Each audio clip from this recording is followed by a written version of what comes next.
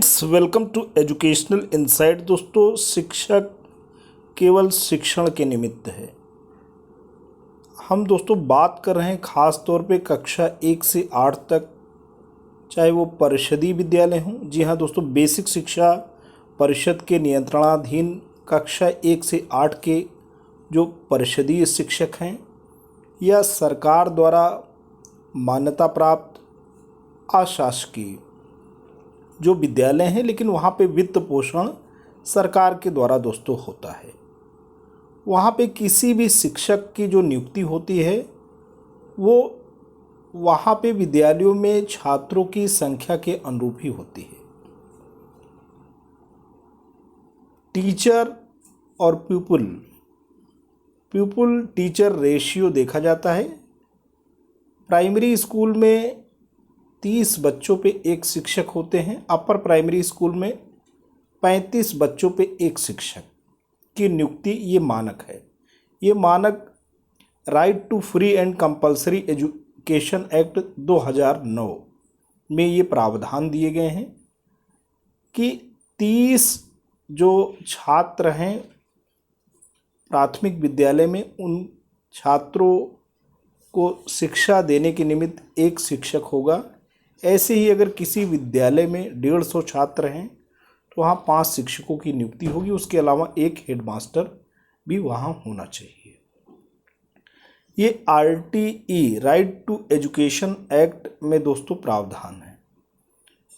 अब इन बच्चों को पढ़ाने के लिए जो परिषदीय शिक्षक नियोजित हैं, उन्हें मूल विद्यालयों से इतर किसी विद्यालयों में ना तो अटैच किया जा सकता है, ना किसी ऑफिस यानी किसी कार्यालय में सेवा हेतु नियोजित किया जा सकता है। दोस्तों, ये वाकया एक मामले से शुरू होता है, चूँकि परिषदीय शिक्षकों को ख़ास तौर पे बूथ लेवल ऑफिसर, जिन्हें हम BLO बोलते हैं, BLO के कार्यक्रम में नियोजित कर दिया जाता है। और BLO का जो ये कार्यक्रम है दोस्तों साल भर चलता रहता है। उसमें ख़ास तौर पे ये देखा जाता है कि मतदाता सूची में कोई विसंगति तो नहीं है, किसी के मतदाता पहचान पत्र में कोई विसंगति तो नहीं है, कितने लोग मृत हो गए उनका नाम सूची से हटाना है, वयस्क लोग जो होते हैं 18 वर्ष के हो जाते हैं उनका नाम सूची में शामिल करना है। तो कहीं ना कहीं शिक्षकों के मनोजगत पे गैर शैक्षणिक वर्ग जो है वो प्रभावी हो जाता है, और शिक्षक जिस काम के लिए विद्यालयों में नियोजित हैं उससे उनका मन उचाट हो जाता है। तो ऐसे ही एक वाकया रहा, और कोर्ट ने बड़ा फैसला दिया है इस संदर्भ में, और ये कहा है खास तौर पे जिला अधिकारी महोदय को और जिला बेसिक शिक्षा अधिकारी महोदय को कि right to free and compulsory education act 2009 में जो प्रावधान है उस अधिनियम के तहत शिक्षकों को केवल मूल विद्यालय में बच्चों को पढ़ाने हैं। उन्हें किसी अन्य विद्यालयों में ना तो अटैच किया जाए और ना ही किसी ऑफिस के कार्य में, यानी उनसे कोई ऑफिशियल वर्क भी ना लिया जाए। उन्हें बच्चों को केवल पढ़ाना है मूल विद्यालयों में रह के। आते हैं, देखते हैं दोस्तों ये कोर्ट केस हुआ कैसे और इसमें किसे जीत मिली। दोस्तों, ये कोर्ट नंबर 4 है और रिट संख्या आप देख सकते हैं 6975 ऑफ 2021। रिट संख्या आप दोस्तों देख सकते हैं 6975 ऑफ 2021। पिटिशनर यानी याची हैं चारू गौड़ और 2 अन्य, और रेस्पोंडेंट हैं state of UP and 6 others. और काउंसिल फॉर पिटिशनर जो याची हैं उनकी तरफ से लड़ने वाले जो एडवोकेट हैं वो काउंसिल हैं अग्निहोत्री कुमार त्रिपाठी जी, और काउंसिल फॉर रेस्पोंडेंट CSC। और ये जो फैसला सुनाया गया न्यायमूर्ति माननीय विवेक चौधरी जी की बेंच में, यहाँ से दोस्तों शुरू करते हैं। ये केस जो लिया गया वो वीडियो कॉन्फ्रेंसिंग के through. The case is taken up through video conferencing, heard learned counsel for the petitioners and learned standing counsel, grievance of the petitioner is that authorities of state and parishad are appointing them as booth level officer.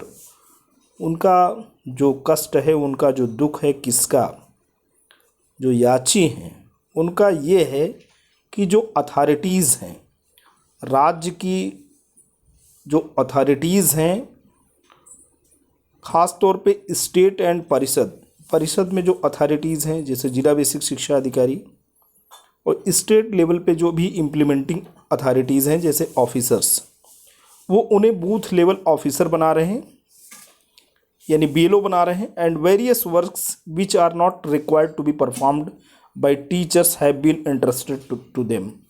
शिक्षकों के लिए जो भी कार्य नहीं है तो भी उन्हें वो सौंप दिए जाते हैं.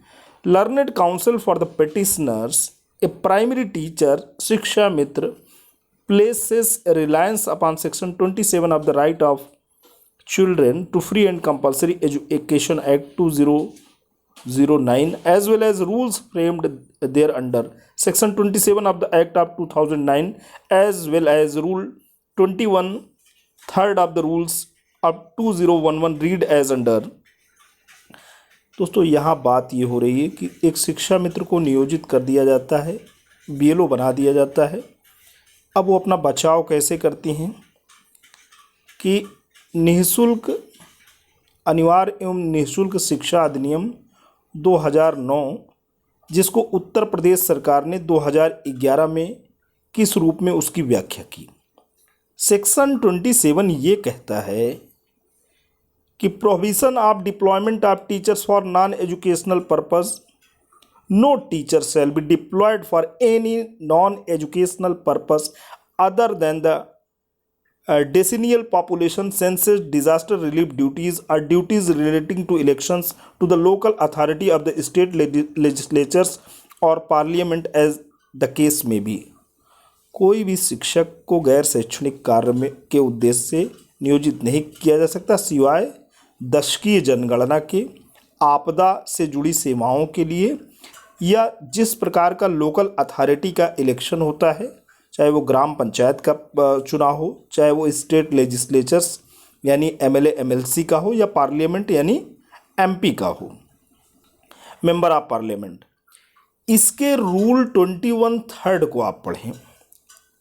इसमें बड़ा इंपॉर्टेंट बात लिखी जा रही, for the purpose of maintaining the pupil teacher ratio, no teacher posted in a school shall be made to serve in any other school और office are deployed for any non educational purpose. यहाँ कहा जा रहा है जो शिक्षक जिस विद्यालय में, मूल विद्यालय में उसकी नियुक्ति है, उसे उस स्कूल से हटा के किसी दूसरे स्कूल में नहीं किया जा सकता, किसी कार्यालय में सेवा के लिए नियोजित नहीं किया जा सकता, other than the decennial population census, disaster relief duties और duties relating to elections to the local authority और द स्टेट लेजिस्लेचर और पार्लियामेंट. दोस्तों यहाँ बड़ी बात हो रही. बड़ी बात यह है कि आप मूल विद्यालय से हटा के किसी स्कूल में उसे नहीं कर सकते, किसी कार्यालय में नहीं नियोजित कर सकते, केवल मूल विद्यालय में जहाँ उसकी नियुक्ति है. Learned council has also placed reliance upon an order passed by this court in Sunita Sharma advocate high court and other versus state of UP and others, PIL number 11028 of 2015 decided on 25th March 2015 and UP प्रादेशिक प्राथमिक शिक्षक संघ Banda and others versus state of UP and others, writ petition number 34082 of 2017 decided on 2nd August 2017. Operative portion of the order dated 2nd August 2017 reads as under. दोस्तों ये तो case तो नियोजित हुआ ही. इससे पहले भी सुनीता शर्मा बांदा ज़िले से एक केस हाई कोर्ट में हुआ था, यानी रिट फाइल हुई थी, उस पर डिसीज़न भी हुआ था. उसी का यहाँ हवाला दिया जा रहा है. और वहाँ जजमेंट क्या हुआ था? वहाँ जजमेंट ये हुआ था, for the reasons mentioned above I find that the order of the district magistrate Banda is unsustainable and is contrary to section 27 of Act 2009 and the law laid down by this court in Sunita Sharma. Accordingly, the order of the district magistrate dated 28 April 2017 is set aside.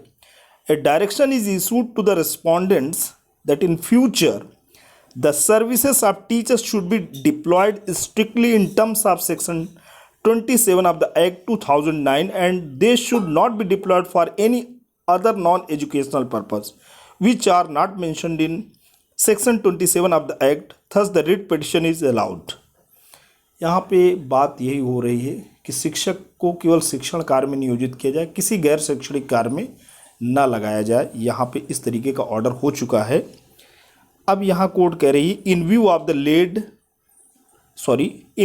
The law laid down by this court referred to above, the direction issued by the authorities requiring the petitioner to perform work contrary to section 27 of the right of children to free and compulsory education act 2009 is not liable to be sustained.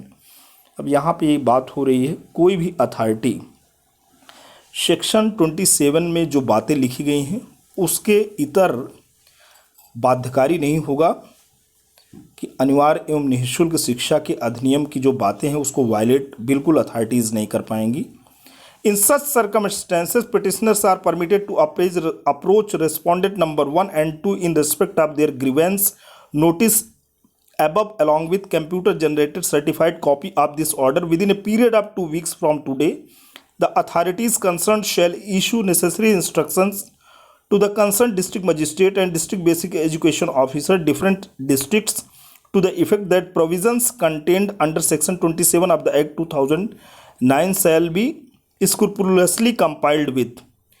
तो यहाँ पे बात हो रही है कि जो provisions हैं यानी शिक्षा का अधिकार अधिनियम 2009 के अंतर्गत जो भी प्रोविज़न्स हैं, जो भी प्रावधान हैं, उनको कुशलतापूर्वक कंपाइल किया जाए, इकट्ठा किया जाए ताकि उसका वायलेशन किसी भी रूप में दोस्तों ना हो। और यहाँ पे with the aforesaid observation the writ petition stands dispose of, और जो रिट दाखिल की गई थी उस पे दोस्तों न्याय हुआ। और ऑर्डर कब हुआ? ऑर्डर दोस्तों देख सकते हैं 9 जुलाई 2021 को हो रहा है और ये विवेक चौधरी जी की न्यायमूर्ति की बेंच में। तो दोस्तों आज के लिए इतना ही। ये वीडियो इन्फॉर्मेशन, ये लेटेस्ट अपडेट्स आपको कैसा लगा? यदि आपको अच्छा लगा हो तो प्लीज़ आप इसे लाइक करिए, चैनल पे कमेंट करिए। दोस्तों अगर आप चैनल पे नए हैं, पहली बार विजिट कर रहे हैं तो प्लीज़ आप इसे सब्सक्राइब कर लें। जब भी आप सब्सक्राइब बटन प्रेस करते हैं बराबर से एक बेल आइकन आता है, उसे प्रेस करें और चैनल को सब्सक्राइब करें। Thanks for watching and listening. This is Ajay Prakash Dubey signing off.